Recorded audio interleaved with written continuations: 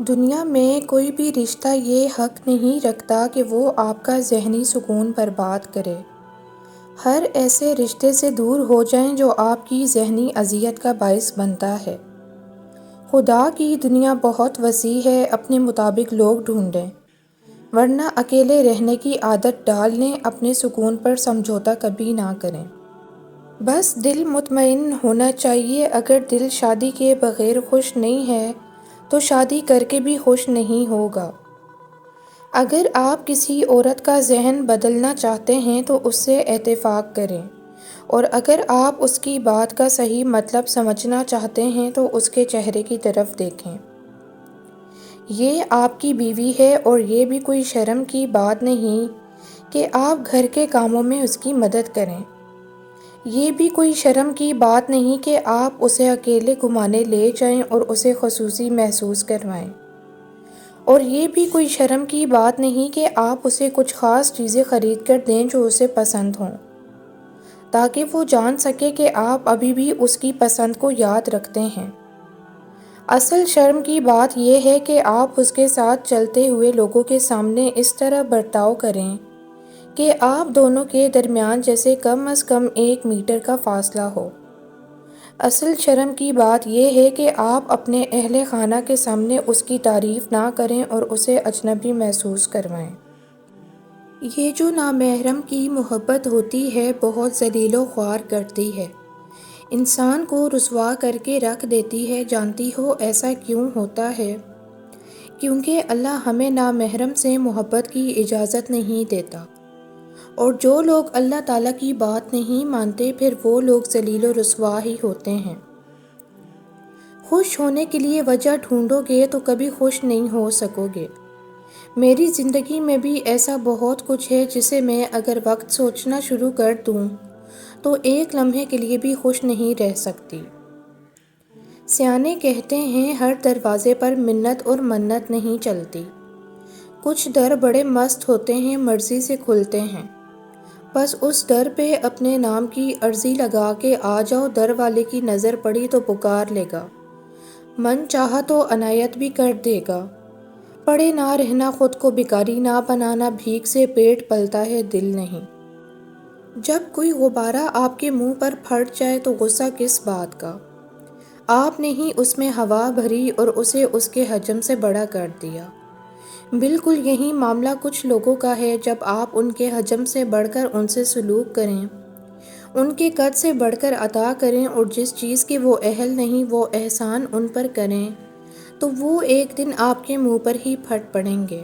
کم ظرف پر احسان نہ کرو، اور جس پر احسان کرو پھر اس کے شر سے ڈرو۔ مکافات عمل دستک نہیں دیتی اور نہ ہی کسی در کے کھلنے کا انتظار رہتا ہے۔ یہ تو جہاں بھی جاتی ہے اپنے دروازے کھول لیتی ہے۔ جو آج تم کو کرو گے کل وہی تمہارے ساتھ ہوگا۔ اس لیے کسی کی زندگی جہنم بنا کر سجدوں میں جنت مانگنا چھوڑ دو۔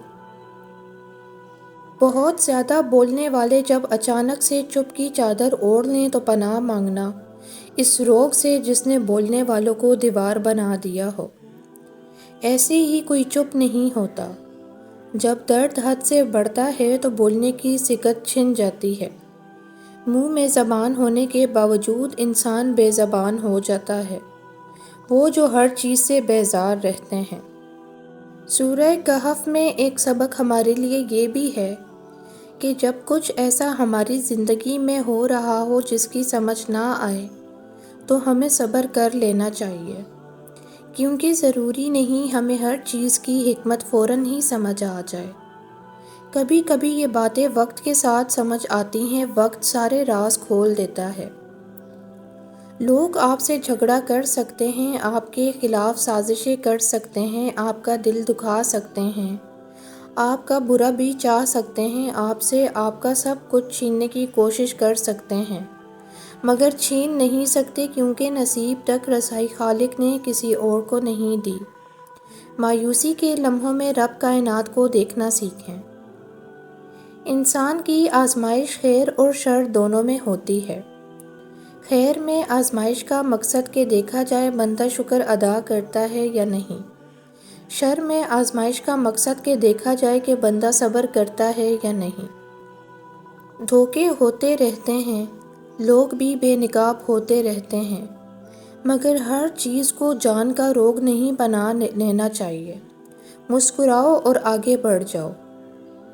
عربی کہاوت ہے کہ اگر تم مرنا چاہتے ہو تو خود کو سمندر میں پھینک دو، تو تم دیکھو گے کہ تم خود کو بچانے کی کوشش کر رہے ہو۔ تب تم جانو گے کہ تم خود کو نہیں مارنا چاہتے، بلکہ تمہارے اندر کوئی شے ہے جسے تم مارنا چاہتے ہو۔ اور کچھ لوگ ایسے بھی ہوتے ہیں جو محض ہمیں چاہنے کے دعوے دار ہوتے ہیں، پانے کی کوشش ہی نہیں کرتے۔ ایسوں سے نباہ کی بات کرو تو کہتے ہیں کہ محبت صرف پا لینے کا نام ہی تھوڑی ہے۔ زندگی کو زیادہ لمبا تصور نہ کریں۔ جس مستقبل کے بارے میں ہم دن رات سوچتے ہیں، ہو سکتا ہے وہ مستقبل آئے ہی نہ۔ کبھی کبھی ہم بھول جاتے ہیں کہ لوگ بھی اللہ تعالیٰ کی طرف سے آزمائش ہوتے ہیں۔ ان کے رویوں اور باتوں پر ہمیں صبر کرنا چاہیے۔ اور ہم نے تمہیں ایک دوسرے کے لیے آزمائش بنایا ہے، کیا تم صبر کرو گے؟ اور تمہارا پروردگار تو دیکھنے والا ہے۔ اگر ہمیں پتہ چلے کہ جو پیپر ہم دے رہے ہیں وہ چیک بھی ہوگا اور اس کا رزلٹ بھی ملے گا تو ہم سنجیدگی سے اسے اٹیمپٹ کرتے ہیں۔ اسی طرح آخرت پر ایمان انسان کو سنجیدہ بناتا ہے کہ جو بھی کام میں کروں گا اس کی پوچھ گچھ ہوگی، تو انسان ٹھیک ٹھیک کام کرتا ہے۔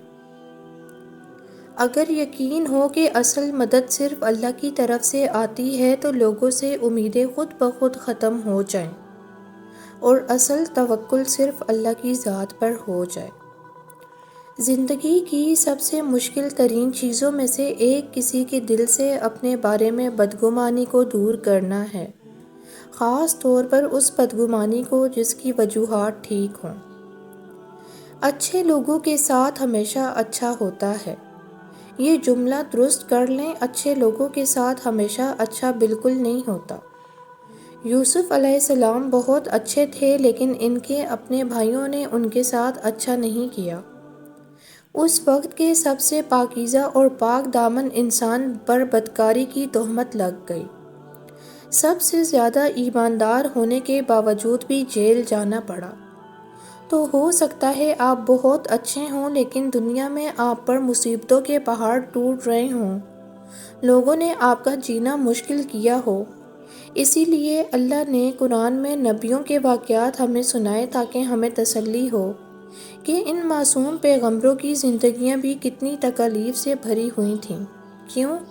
کیونکہ دنیا جزا اور سزا کی جگہ ہے ہی نہیں۔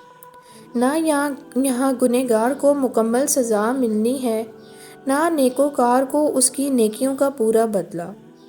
حساب و کتاب کی جگہ میدان حشر ہے، وہاں ہر اچھے کے ساتھ اچھا ہوگا، جزا اور سزا کے فیصلے وہاں ہوں گے۔ لہٰذا اگر آپ اچھے ہونے کے باوجود پریشانیوں میں گھرے ہوئے ہیں اور آپ سے ملنے والے لوگ آپ پر ظلم کر رہے ہیں تو صبر کیجیے، تسلی رکھیے، ایک دن آئے گا جب اللہ تمام حساب کتاب برابر کر دے گا۔ جو لوگ ذہنی طور پہ مضبوط ہوتے ہیں وہ زندگی میں نئی تبدیلیاں لے کے آنے سے بالکل بھی نہیں گھبراتے، وہ اپنی غلطی کو قبول کرنے سے بالکل بھی نہیں کتراتے، بلکہ وقت ضائع کیے بغیر معافی مانگنا بہتر سمجھتے ہیں۔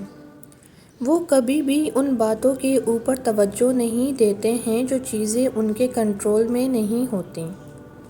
جو لوگ ذہنی طور پہ مضبوط ہوتے ہیں وہ کبھی بھی اپنی ذات کو دوسروں کے حوالے نہیں کرتے، بلکہ وہ خود کو بہتر طور پہ بیان کرنے کی کوشش کرتے ہیں۔ جو لوگ ذہنی طور پر مضبوط ہوتے ہیں وہ ہر انسان کو خوش کرنے کی کوشش نہیں کرتے۔ ذہنی طور پہ مضبوط لوگ کبھی بھی اپنے ماضی میں نہیں رہتے، بلکہ وہ خود کو زمانہ حال میں رکھنے کی کوشش کرتے ہیں۔ جو لوگ ذہنی طور پہ مضبوط ہوتے ہیں وہ کبھی بھی نئے چیلنجز کا سامنا کرنے سے نہیں گھبراتے، وہ کبھی بھی زندگی میں ایک بار کی ناکامی کے بعد دوبارہ کوشش کرنے سے نہیں ڈرتے، بلکہ بار بار کوشش کرتے رہتے ہیں۔ جب میں نے جان لیا کہ دنیا کے سبھی رشتے غرض کے ہیں تو مجھے اپنے رب کی طرف لوٹنے میں آسانی ہو گئی۔ سید ابن عباس رضی اللہ عنہ سے مروی ہے کہ رسول اللہ صلی اللہ علیہ وآلہ وسلم نے ایک شخص کو نصیحت کرتے ہوئے فرمایا، 5 چیزوں کو 5 چیزوں سے پہلے غنیمت جانو۔ نمبر 1، اپنی فراغت کو اپنی مصروفیت سے پہلے۔ نمبر 2، اپنی مالداری کو اپنی محتاجی سے پہلے۔ نمبر 3، اپنی صحت کو اپنی بیماری سے پہلے۔ نمبر 4، اپنی جوانی کو اپنے بڑھاپے سے پہلے۔ اور نمبر 5، اپنی زندگی کو اپنی موت سے پہلے۔ آپ اپنی کسی جسمانی کمزوری کے تذکرے پر مائنڈ کرنا شروع کر دیں۔ باؤنڈریز ہر تعلق میں ضروری ہوتی ہیں۔ کسی کو، حتیٰ کہ آپ کے گھر والوں کو بھی آپ کی انسیکیورٹی کے بارے میں بات کرنے کی جرأت نہیں ہونی چاہیے۔ ہمیں یقین نہیں ہے کہ ہماری صورتیں بہترین ہیں، اسی لیے ہم ان کے لیے پریشان ہوتے رہتے ہیں، ان پر احساس کمتری میں چلے جاتے ہیں، کیونکہ ہمیں یہ یقین نہیں ہے کہ ہم خوبصورت ہیں، ہمیں یہ یقین نہیں ہے کہ ہم انمول ہیں۔ یہی ہے اللہ تعالیٰ کا وعدہ، آپ جو قربان کریں گے اس کو 700 گنا سے زیادہ بنا کے آپ کو دے دیا جائے گا۔ آپ ایک حرام چیز چھوڑیں گے تو اللہ تعالیٰ آپ کو اس سے بہتر لذت اور خوشی حلال چیزوں سے دینا شروع کر دے گا۔ تھوڑا سا انتظار کرنا ہوتا ہے۔ یہ ضروری نہیں ہوتا کہ صرف A+ والا ہی زندگی میں بڑے کام کرے گا۔ بڑے کام اور کامیابی تو اللہ کی طرف سے ہوتی ہے۔ تم دعا کیا کرو کہ اللہ تم سے بہت بڑے کام کروائے اور تمہیں بہت کامیابی دے۔ جیو اور جینے دو کا فلسفہ اگر سمجھنا ہو تو کسی برگد کو دیکھا جا سکتا ہے۔ اللہ جب کسی کو ہدایت کے لیے چنتا ہے تو اس کے دل میں اتر آنے کا فیصلہ کرتا ہے، لیکن دل میں اترنے سے پہلے وہ اس کے دل پر لشکر کشی کرتا ہے۔ وہ وقت، وہ حالات، وہ واقعات دید کے قابل ہوا کرتے ہیں۔ اس کے دل میں موجود خواہشات کو اجاڑ دیا جاتا ہے، زمین صاف کر کے رکھ دی جاتی ہے، نہ کوئی پہاڑ نہ کنکر، بس صاف ستھری ہموار زمین۔ جس دل میں اللہ کا تخت بچھ جائے وہاں اور کوئی کیسے رہ سکتا ہے؟ رسول صلی اللہ علیہ وآلہ وسلم نے فرمایا، جب انسان مر جاتا ہے تو اس کا عمل منقطع ہو جاتا ہے سوائے 3 اعمال کے۔ نمبر 1، علم جس سے لوگ فائدہ اٹھائیں۔ نمبر 2، صدقہ جاریہ۔ نمبر 3، نیک اولاد جو اس کے لیے دعا کرے۔ اپنی تکلیف پر کرنے کے کام۔ نمبر 1، اللہ تعالیٰ کی طرف رجوع۔ نمبر 2، گناہوں کو یاد کیا جائے۔ نمبر 3، کثرت سے استغفار کریں۔ دوسروں کی تکلیف پر کرنے کے کام۔ نمبر 1، عبرت حاصل کی جائے۔ نمبر 2، حسن اخلاق کا مظاہرہ کیا جائے۔ نمبر 3، اس کے گناہ نہ دیکھے جائیں۔ دودھ میں اگر آپ آب زمزم بھی ملا دیا جائے تو دودھ خالص نہیں رہتا، یہی بدعت کی مثال ہے۔ آسمان سے کبھی ناکامی کا پیغام نہیں آتا، کبھی بھی نہیں۔ آسمان سے ہمیشہ ایک یقین دہانی آتی ہے کہ غم نہ کرو، بے شک اللہ تمہارے ساتھ ہے۔ اللہ تو سب کا ہے، لیکن جب اس کے آگے سجدہ ریز ہوتے ہیں تو ایسا لگتا ہے کہ جیسے اللہ صرف میرا ہے، صرف مجھے وہ دیکھ رہا ہے، صرف مجھے وہ سن رہا ہے، صرف میں اور میرا اللہ ہے۔ اور ایسا تب ہوتا ہے جب صرف سجدہ نہیں بلکہ سجدہ محبت ادا کیا جائے۔ اپنی زندگی میں جس خیر، بھلائی اور بہتری کی تلاش آپ کو ہے وہ صرف اللہ کے دین پر چلنے میں ہے۔ عبادتیں اور تقدس اپنی جگہ، مگر کسی کا دل دکھا کر جنت نہیں ملا کرتی۔ اس دنیا کی سب سے بڑی خیر مثبت سوچ ہے اور دنیا کا سب سے بڑا شر منفی سوچ ہے۔ کبھی بھی خود کو اتنا قیمتی مت سمجھنا کہ ہر کوئی تمہیں دل سے نکال دے، کیونکہ جس چیز کی قیمت زیادہ ہوتی ہے اسے اکثر لوگ چھوڑ دیتے ہیں۔ آپ کے بدترین دشمن اکثر وہ لوگ ثابت ہوتے ہیں جن سے آپ کی بہترین جان پہچان ہوتی ہے۔ اپنے پرخلوص الفاظ بات سے کسی کے دل کے غم اور بوجھل پن کو دور کر دینا، حوصلہ اور نئی امید کا چراغ جلا دینا بھی بہترین صدقہ ہے۔ اگر لوگ صرف ضرورت پڑنے پر ہی آپ کو یاد کرتے ہیں تب انہیں غلط مت سمجھیے گا، کیونکہ آپ ان کی زندگی کی وہ روشنی کی کرن ہیں جو انہیں اندھیرے میں ہی نظر آتی ہے۔ کم بولنا، کم کھانا اور کم سونا عبادت ہے۔ کبھی ضرورت مند کو اپنی چوکھٹ پر ذلیل مت کرنا، کیونکہ اوپر والا کٹورا بدلنے میں دیر نہیں کرتا۔